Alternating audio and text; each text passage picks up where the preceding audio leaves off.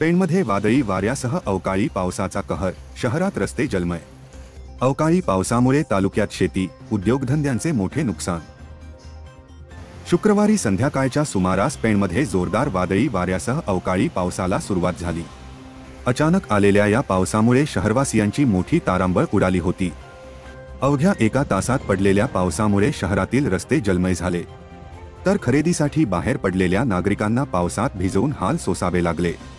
शहरातील अनेक ठिकाणी गटारे व रस्त्यांची कामे अपूर्ण असून नियमित स्वच्छतेचा अभाव असल्यामुळे पावसाचे पाणी रस्त्यांवरच साचले होते। चिंचपाडा, उर्दू शाळा, विक्रम स्टँड, पोटे मार्ग, जुना आरटीओ परिसरात पाणी साचल्याने वाहनचालकांना अडचणींचा सामना करावा लागला। वादळी वाऱ्यामुळे घरांवरील आणि इमारतीवरील पत्रे उडाले।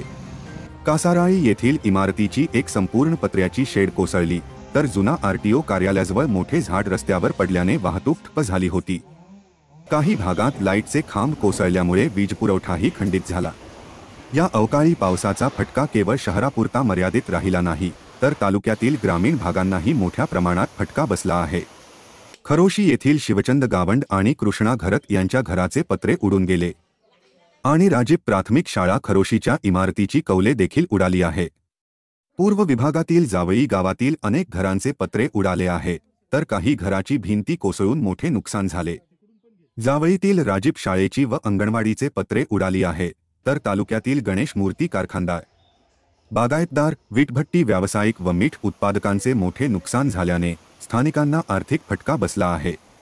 प्रशासनाने नुकसानग्रस्त भागांचा आढावा घेऊन तात्काळ दखल घेण्याची मागणी ग्रामस्थांनी केली असून मदतीच्या अपेक्षेने नागरिक प्रशासनाकडे पाहत आहेत।